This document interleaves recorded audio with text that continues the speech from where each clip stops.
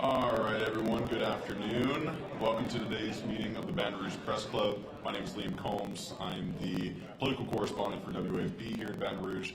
Today we have a presentation from two Baton Rouge politicos, Mason Batts, the executive director at the mayor's office, and Ms. Jen Racca, councilwoman Jen Racca. We'll be talking about the Thrive EBR plan, what it is, what we need to know about it ahead of the November 15th election, how this impacts you and our money at the city parish. Without further ado, we're going to have Mr. Mason Batts step up first. Thank you, guys.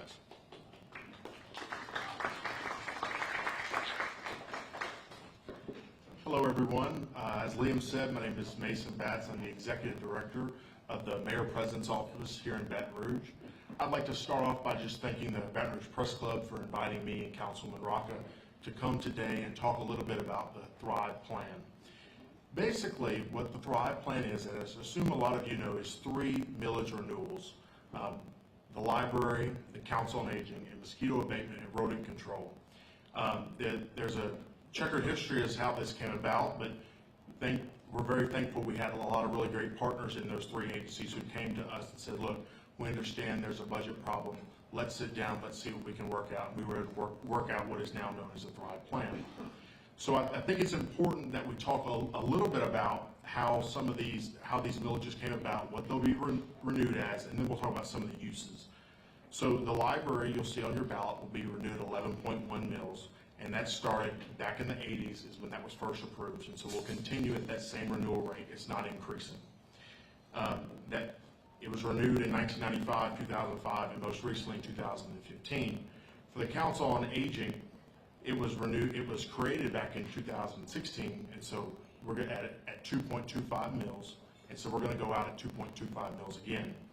And for mosquito abatement, this one can be a little bit confusing sometimes because they have 2 mils, but we're only addressing one of those mils, and it's assessed at 1 mil and will be renewed at 1 mil. So when we came into office in January, I think it's been pretty well reported that we were going to have a substantial budget problem. Due to a myriad of factors, there's really no one thing. I think everyone understands that costs have gone up across the board over the past several years. So, like I said, we got with these partners eventually through some trials, and we were able to come up with a budget that worked for all of those agencies, but also worked for us.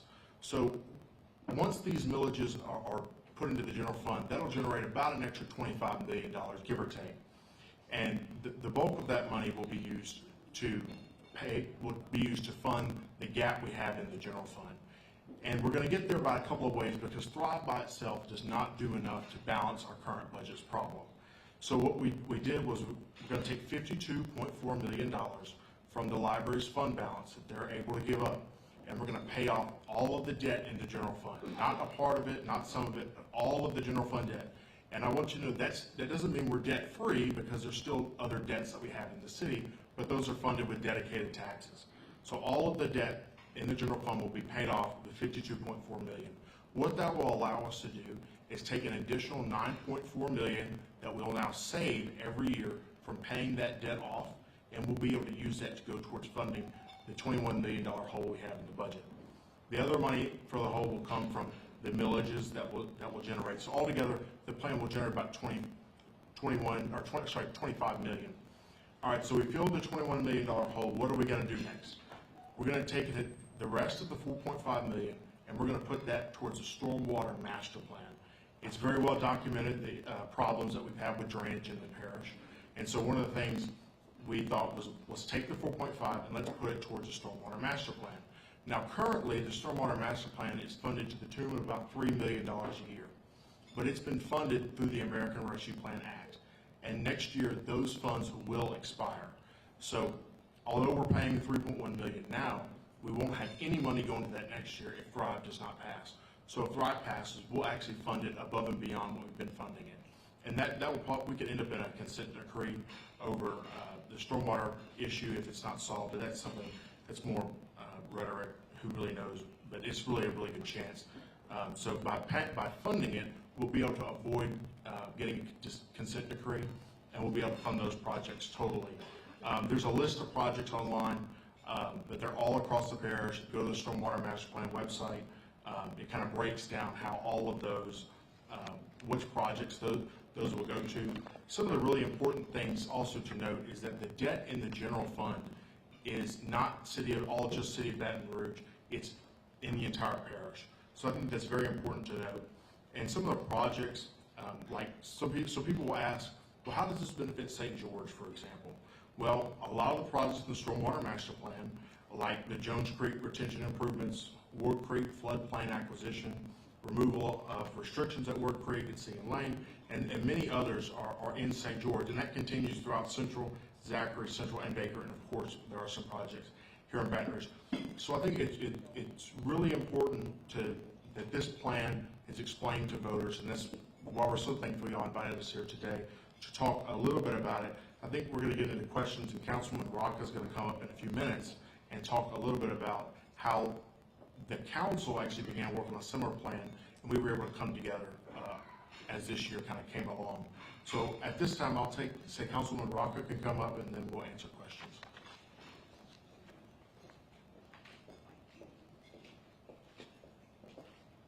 We'll go right answering questions. Everyone remember it's members of the Baton Rouge Press Club and Brett. Hello everyone, my name is Jen Racca. I'm the councilperson for District 12.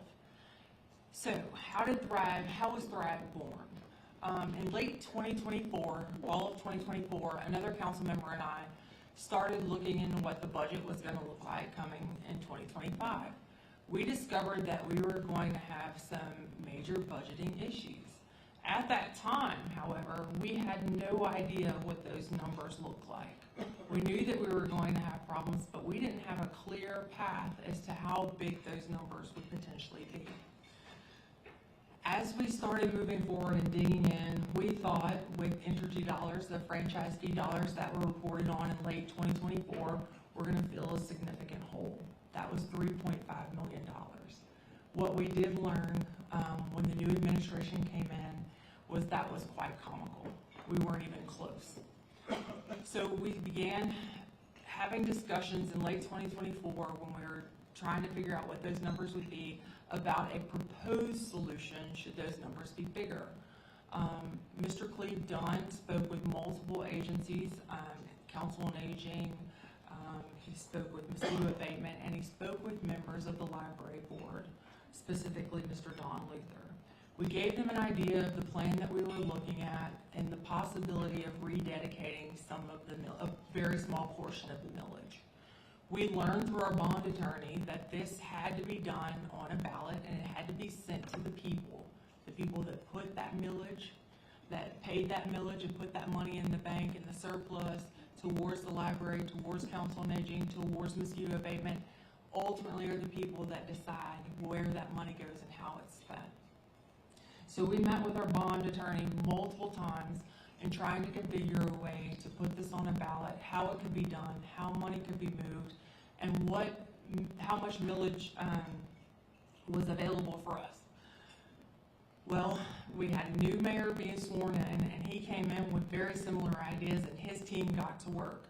At that point in time, in early January, they were not communicating with the council like we're doing today. We were both trying to move forward with these plans, but we did not communicate with one another, knowing that we both, the Metro Council and the mayor, had two plans sort of moving in a similar direction. Their plan was launched, and it was not well received by the public. So we went to the table and sat down with his team and talked about an alternative plan. We let them know of all the work that we had been doing from the previous year, and we came together and had discussions on how to move forward. Luckily for us, they were very, very, very incredibly receptive and talked to us and said that they would like to move forward with our plan. At that time, we began inviting the agencies to come and talk to the city. We had multiple council members reaching out because everybody wanted to be a part of this plan. Everybody wanted to be a part of the solution.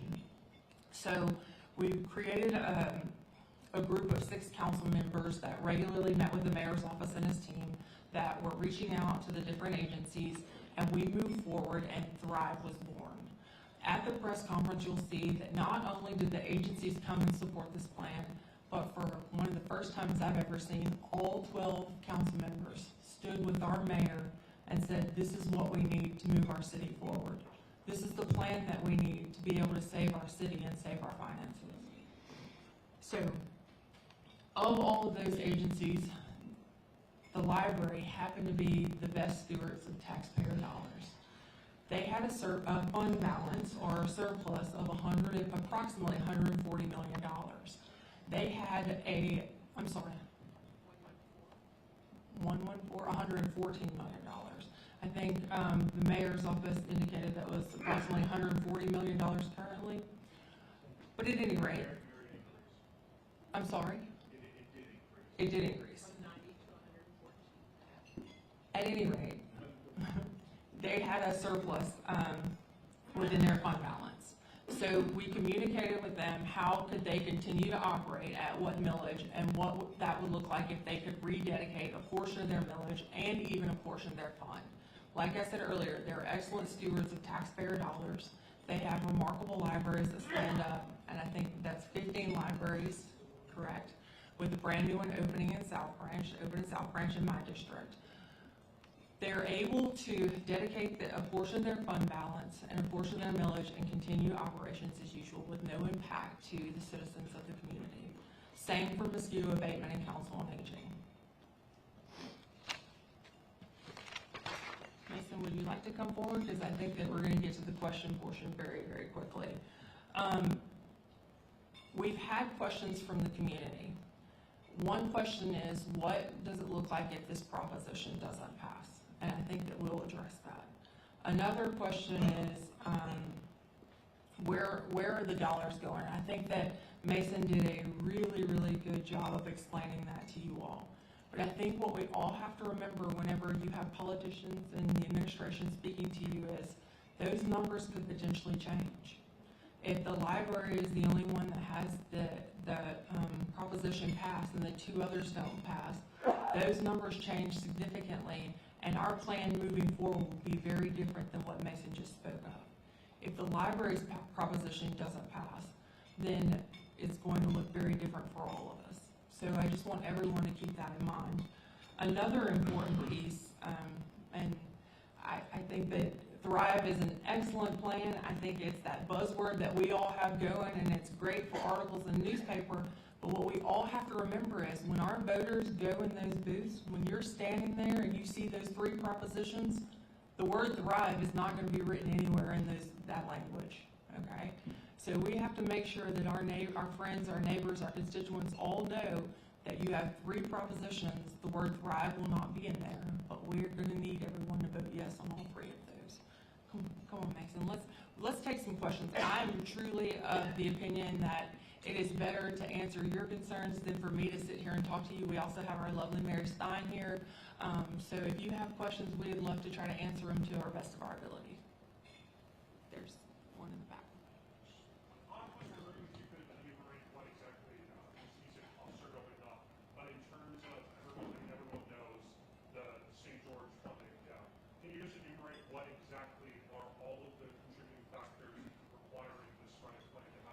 So he asked, what are all the contributing factors in summary to why costs are going up and why this Thrive plan is needed?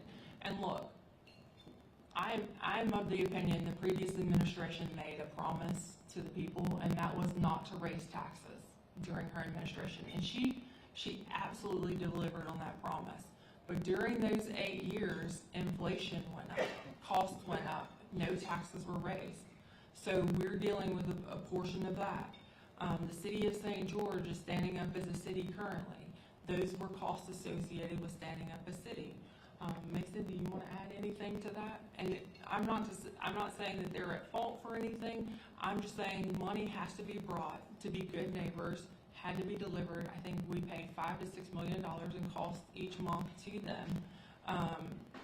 Their money, their dollars. But whenever you start separating these contracts and moving things around, it creates an issue. The other interesting piece is we had a ton of ARPA dollars come in from the federal government. We lived on that interest. We lived on those dollars. So that is interest dollars, as Mason so eloquently put it, they're gone now. Come on, Mason, I'll let you add on to that. Yeah, I think Councilman Racca did a good job of answering your question. So I think a lot of people just assume this is a St. George problem. This all came from St. George. That's not true. Was it a contributing factor? Yes. But I mean, inflation, medical costs, healthcare costs have all gone up for the city and all the other outside agencies, including the ones that are partnering with us on this plan. But also, like Councilwoman said, the city lived off ARPA dollars for the past 4 or 5 years, and that's gone now. And so it's a myriad of things that create, it's not one thing that created the problem, but when we came into office, we got with the council, they understood there was a problem, we understood there was a problem, and this was the plan that was agreed upon by all of us as a solution to this problem. Another thing I want to note is that this has been endorsed by both the Republican Party and the Democrat Party. The AFL-CIO has endorsed it as well. So you're seeing a lot, the firefighters union has endorsed. So you're seeing a lot of our community partners are coming out in support of this plan. But just to wrap up, it's not one thing that caused this problem. It's a myriad of different things, but we have the problem and we think this is the best solution to fix it. Yes, sir. In the back.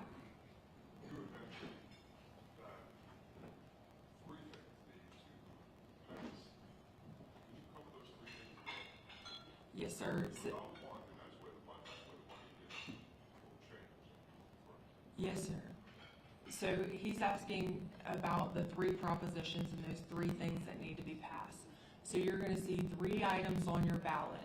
And look, the bond attorney is who ultimately decides the language to put on that ballot. It's going to be long, it's going to be complicated, and it's not going to be user-friendly. We don't get to decide what that language looks like. But essentially, those 3 things are going to say a rededication of taxes from the library, a rededication of taxes from mosquito abatement, and a rededication of taxes from council on aging. And renewal. Yes, ma'am. From the figures that we've been given, the rededication from the library will be 48 million plus, mosquito abatement 2.9 million, council on aging 11.6 million, which comes to 62,640,000 annually. However, each of these items is for 10 years. If you multiply that times 10, you end up with 626,400,000 going into the general fund. Is there any possibility that the Metro Council and the mayor's office can give us some kind of indication as to how that 626 million will be spent? So I'm going to try to repeat her question, but I've got to correct a couple of things. So it's 60 million. So she asked about where all the money is going to be going, and she referenced a number of 60 million, which over the course of 10 years would be 600 million. The correct number is 25 million. So 60 million, I don't know where that came from. And so over the course, it won't be 600 million. But generally, where the money is going, other than, like I said, there's $4.5 million a year to go towards the stormwater master plan, and we could fund that basically forever. But there's about over $1 billion worth of stormwater projects that need to be completed, and so we could use that money we're going to use it to draw down larger grants from the federal and state government. But that $4.5 million will go towards drainage and maintenance and those sorts of things, and the remaining money will go towards filling all the holes we have in the budget. A lot of those are in the transportation and drainage department, money going towards road rehab, money going to the salaries of maintenance workers who are working on the roads, those types of things. So the money is going to where the holes are. And the bigger the department, the bigger the hole, the police department, the fire department, your larger transportation, those are where the major holes are. And so that's where the money will come to fill it. Thank you. Yes, sir. To me, it would seem, based on the way you two have described it, that this would be an absolute slam dunk, and this would pass, I think, almost unanimous. Is there a reason to fear that an opposition would mount up this late in the game? And if you think that something like that would happen, would you like to move this? I think Mason's going to make me the bad cop. But honestly, I think that it's people that are afraid of change and people that haven't taken the time to understand what we're saying here today. So we have, in my district, I can only speak to my district, I have had boots on the ground with the mayor's office.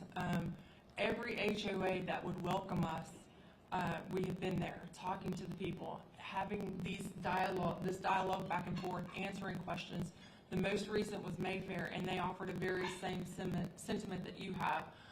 We've met with the Federation president, and she sent us talking points as early as today on our way here, and just trying to clear up things with people wanting transparency and to understand where the money goes. So my notes here on the back of these talking points was to let y'all know that if all three propositions don't pass, then we can't make promises as to these dollars going to stormwater.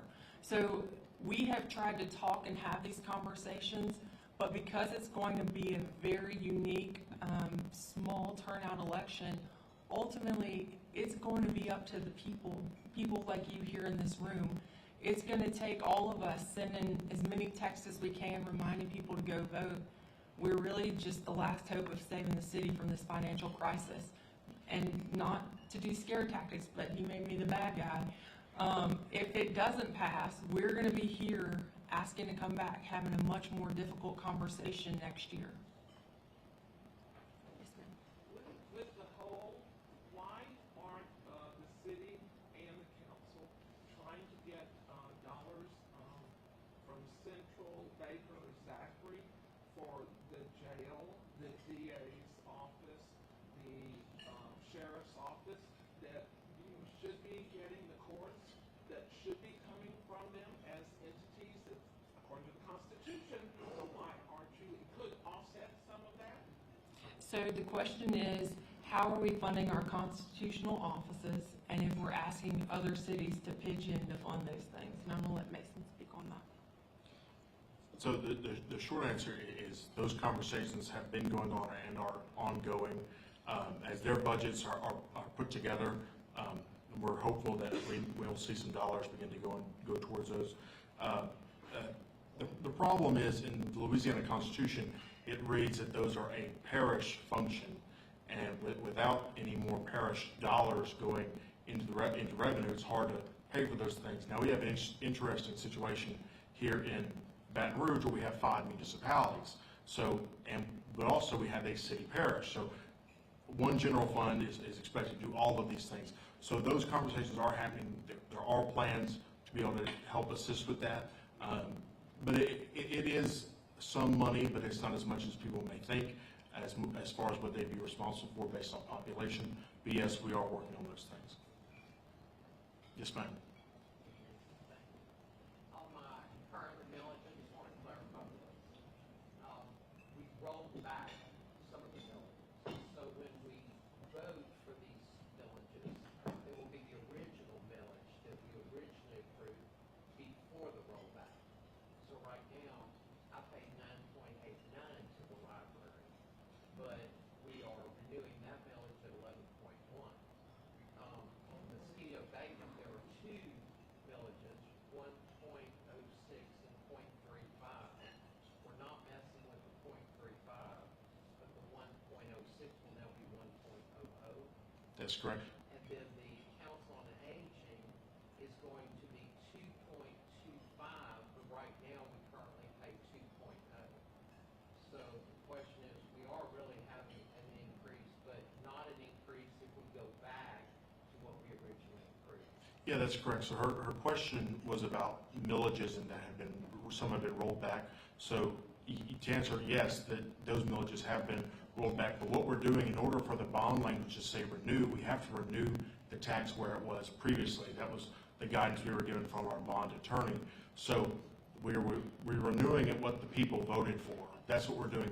And so there may be some rollbacks over the next 10 years once these are going up. But these will be very small increases on any sort of tax bill, depending on the size of your home, of course. I should say the value, sorry.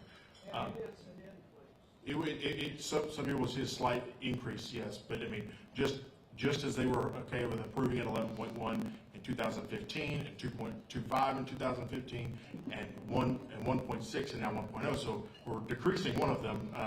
Hopefully we'll get some credit for that. I hope these people will be okay with approving them at what they have previously approved them for.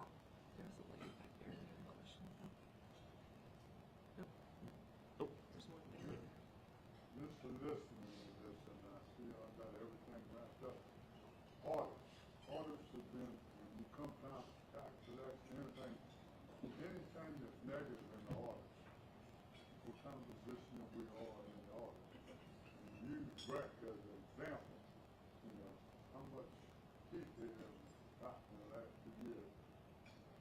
We've never had so fast taxes, but there's a lot of changes going on. How important or how much are y'all paying attention to that? So his question was about audits as it relates to renewing taxes and how the public trust can sometimes be affected by how you perform on your audit. So we haven't been audited in our administration yet, but one thing we came in and we said, okay, let's take the last few audits, and we sat down and we said, we're going to start by fixing the repeat audit findings. There were a few repeat audit findings that had been found in previous year's audits, and so we set about addressing those. I think we probably addressed all of those by now. And then another thing we've decided to do with conjunction the Metro Councils, we're going to go out and get a new auditor to come in, fresh set of eyes, fresh perspective, and so they can come in, and that will go out for, I think it's already out for an RFP actually. And so we're hoping different auditing firms from around the United States, around Louisiana, around Baton Rouge, will come in and place bids to do our new audit. So that's where we're going as far as the audit's concerned. Yes, ma'am. I have a question about the, you want to dedicate some of the money to stormwater improvement projects. Our sewer rates go up 4% every year automatically, have done so for the last 15 years or so, and will do so through 2040 something. So where's that money gone? What has it been spent on? So so she asked about sewer rates going up about 4% every year, and this is the importance of not getting a consent decree, which is what a lot of these dollars are going for. So the sewer dollars are going to pay for a consent decree that has been on the cities, I think, since the mid-'80s. So that money will go to continuing to fund the debt on those projects, which I think is about to the tune of about $1.5 billion. So that increase is going to continue to pay the debt and interest from the sewer consent decree that the city and the parish was placed on under, like I said, in the mid-'80s. Mason, let me clarify something on that. The tax on sales tax on the sewer, sanitary sewer overflow program has been in effect since 1985. That was put in there under Pat's Creek. We convinced the Metro Council to approve it. It's a in perpetuity tax. The only time it'll go away is when Metro Council said, if you guys rise up and decide, well, they're funded well enough, we can get rid of it. Okay, so that's that. Okay, the 4% increase. At one time, there was a thought that they might be able to get rid of it. It's supposed to be 2024. That's come up. So far, there hasn't been a move to get rid of that. But that one is up to Metro Council about getting rid of that 4% annual increase. Thank you, Mr. Fenner. Yes, ma'am. What can you tell us about your contingency budget if all three don't pass? So her question was about a contingency budget and a contingency plan. So we're required to submit a budget to the Metro Council on November 5th, and we will be doing that on November 5th. And so when we set about creating the budget, we did not create the budget based on if this plan was to pass. It's based on if it is to fail. So the contingency plan will be really as plan A is what if it, and plan B is if it does pass. So we're hoping, and one thing I want to note is when this budget comes out, I don't want people to feel like this is fear-mongering. This is the best we can do. I think we've done a really good job of mitigating some of these things and spanning them out over a couple of years. But it's just real. So to answer your question, the first budget we put out is the contingency plan. Yes, sir. On Thursday, Mayor President Edwards said that 3 of the 4 mayors had signed on to this. Obviously, he would be one. Are you at liberty to divulge which mayor has not and what the reservations may be? Well, his question is regarding to the mayors who have endorsed the Thrive plan. I'll tell you the mayors who have endorsed it. Obviously, you can figure out which one hasn't. Obviously, Mayor President and the Mayor of Baton Rouge, Sid Edwards, has endorsed it. The Mayor of Central, Wade Evans, has endorsed it. The Mayor of St. George, Mayor Yates, has endorsed it. And the Mayor of Zachary has endorsed it as well. So those are the mayors who have signed off on this being a good solution. And they understand the importance that the general fund serves things in their areas, like traffic lights, like certain roads. And that if we need to cover these holes so we can continue to do that work in those areas as well. Yes, sir, in the back. Let's make it really simple. If all three pass, is there any increase in my tax? Yeah. Yes or no? On the dollar figure, yes. How much? It- Percentage-wise? Varies, I mean, which percentage you do the math, I can't do it that fast.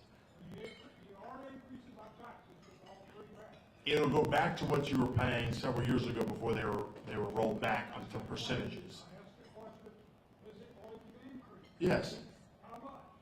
it depends, it's not, there's no static number. I thought you said increasing, you have a number. No, I mean, it depends on, I don't know how much your home is worth. How a percentage? If it's at 9.89, it's going to 11.1.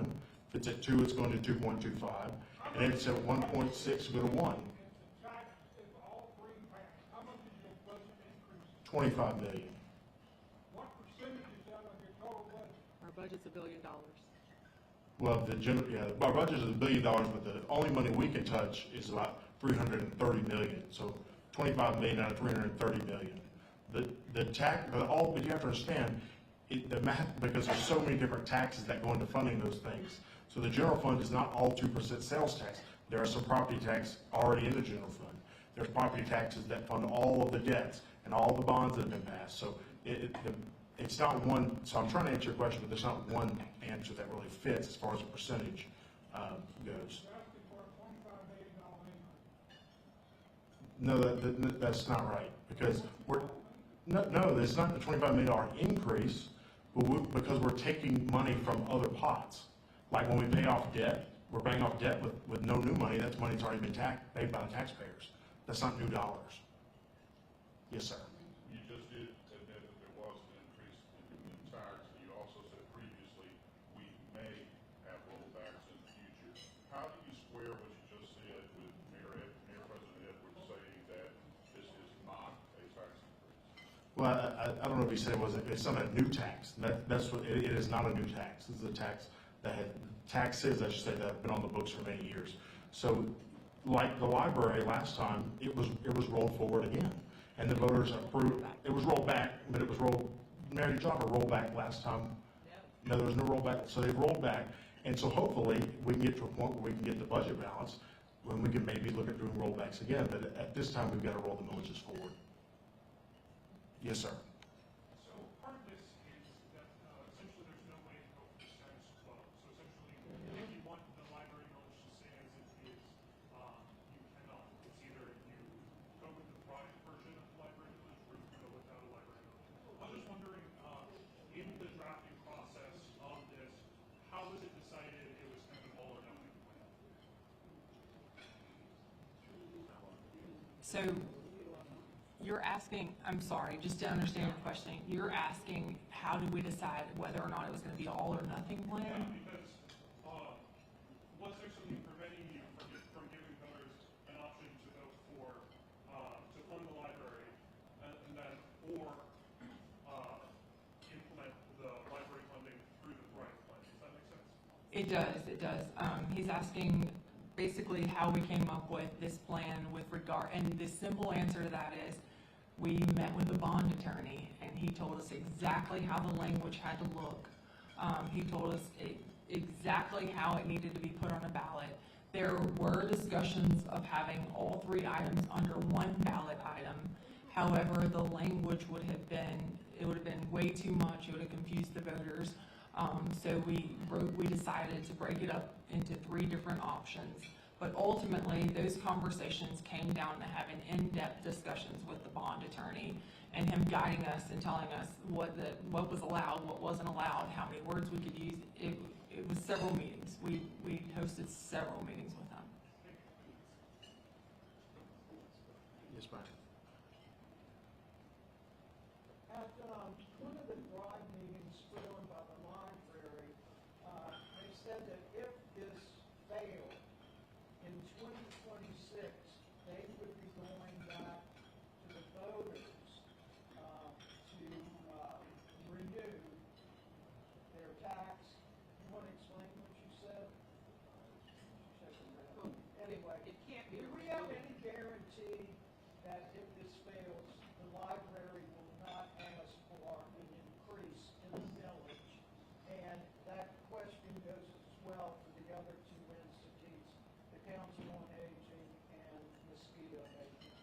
Well, to surmise her question, she asked if the library's millage failed, if there was any protection or any promise that they would not come back and ask for a new millage or even maybe an increased millage.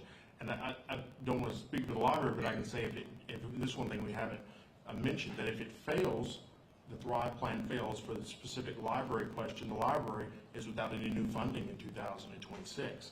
And so I can assure you that the library is going to come back to get a new millage, but it will not be a renewal at that point. It will be a new tax.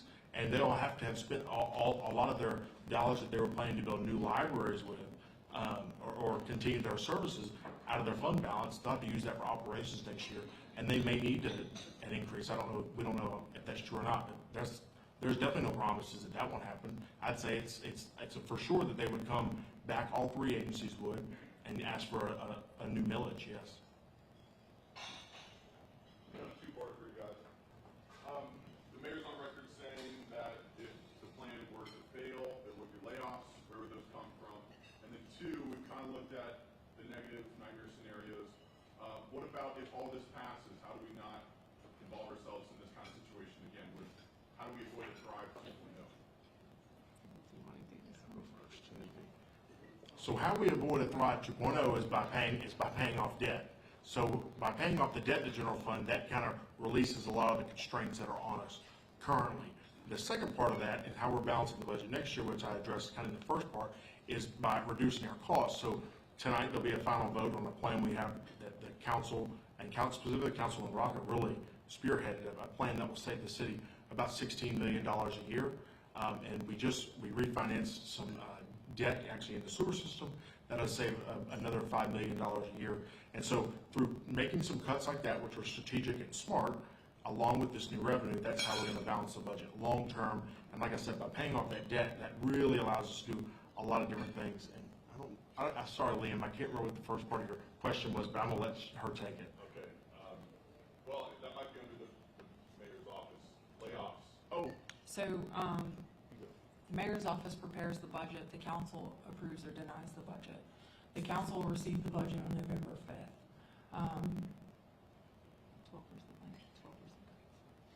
We have not received an official copy of the budget. We've had discussions with the mayor's team to try to figure out what that looks like. I know that there were conversations with department heads asking them to present cuts to every single department and how they could afford to absorb some of the loss that we may have if Thrive doesn't pass.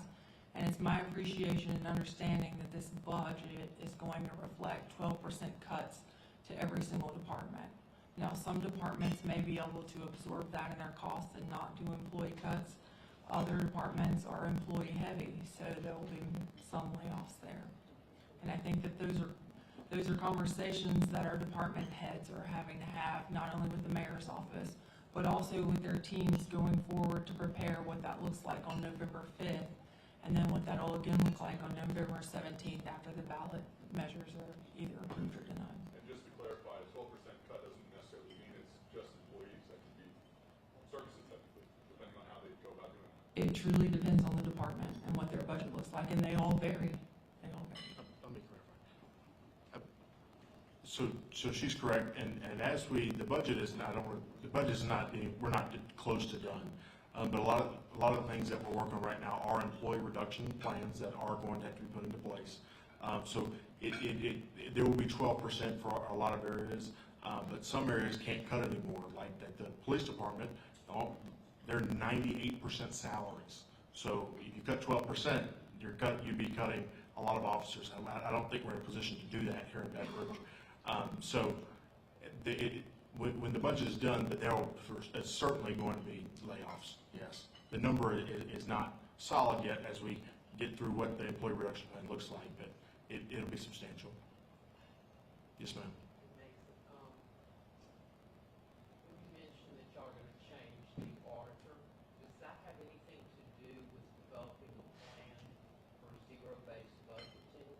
And what do you foresee that? How do you foresee that playing out in our overall budget process, departments, and their expenditures? So her question was about as we go out for a new auditor, how will that affect zero-based budgeting in the future.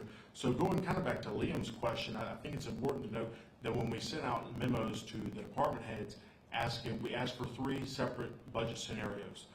We asked for a 12% cut, a 6% cut, and a zero-based budget. So we went out and we did the math, and all the departments saw what we could produce, what could be cut down, and it put together in a zero-based budget. And as we're moving forward, as the budget's not finalized, that is the scenario that you will see. So it won't be the cuts may not be even in some departments, because like Councilman Racca said, some departments can cut people, some can cut different things, but I mean, it's going to be services. It's important to note that they cut about $40 million out of the budget last year. So a lot of the fat went out the door then. There's some left, but not much. It's through things like Councilman Racca was able to spearhead with the insurance that you're going to see major savings. So to follow up, when you ask each department for their 12%, 6%, and zero base, did everybody fill that out and everyone gave you a zero-based budget from every department? I don't want to say every department because some of them are outside of our control, like the library, for example. But those that are directly in the mayor's office, yes, ma'am, they did. It would seem like a better question for, the mayor, but our corporation actually from council as well. But it seems to me like every operation ought to be operating the way the budgeting is made. The library is, and how y'all are trying to make sure that happens with the rest of the budget arms too. Look like they've done a pretty good job.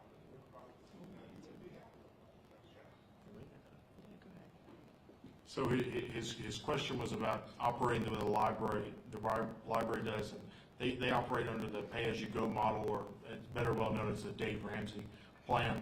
And they have been very good stewards of the resources. They don't have any debt, that kind of thing. That's why they were able to come to us on this plan. And by paying off this debt, yes, I mean, we're going to get to a point, I mean, when you get into projects that are very expensive, like some of the road projects that are being done that cost over $1 billion, it does become hard to kind of pay as you go. But I think we need to get to a place where we're not paying debt out of the general fund, and we're not, because it strangles you in what you can do each and every year. So by paying off this debt, we'll completely get debt free in the general fund, and that way, moving forward, hopefully we won't have to get back in debt while we're in office at least, and we can continue to use the money to provide services for the people. Yes, ma'am. Sorry, this is a redundant question, but kind of similar to that all or nothing question. You've been talking about this as if it passes or it doesn't. What if only one ballot measure passes? What if only two do? What if some of them do, but not all of them? So that's a very good question. She asked about if what happens if one of the parts passes and if the other two don't, or vice versa. So they're not all reliant on each other. One can pass and the other two can fail, and it will still go through. But the majority of the funds, and specifically the money to pay down the debt, which in my opinion is the most important, comes with the library's millage. And so if you had to ask me, which one is the most important, I would say it's the library's millage. That way we can pay off the debt. Yes, sir. And I just said, look, I'm going to make a statement publicly. I think this is the way government should work. The way y'all came together, all the different branches of government in a bipartisan way. You brought in these different agencies to everybody recognized the problem and together came up with a solution. And so, look, this is a very fiscally responsible way to steward public funds, in my opinion. And I know you mentioned the Republican Party had endorsed and other groups have endorsed. And so I want to see this pass. Anything we can do to help, I want you to know we're on board. But again, just want to say thank you because again, this is the way I think government should work. So it's encouraging to me and hopefully to others as well. Thank you. More questions? If I may say one thing really quickly, I've been in office for 5 years, and I have to say that Mason Batts is an absolute gem. He's learned all of this in less than 10 months, ladies and gentlemen. It takes some administration a very, very long time. He's mastered our budget. He knows his numbers. He knows what he's talking about. You see how he presented today. He's an absolute blessing in the city of Baton Rouge and Paris that he's And I just want to say Councilwoman Racca is the best councilwoman in District 12. We have a vote tonight. I can't say much more than that. Thank you.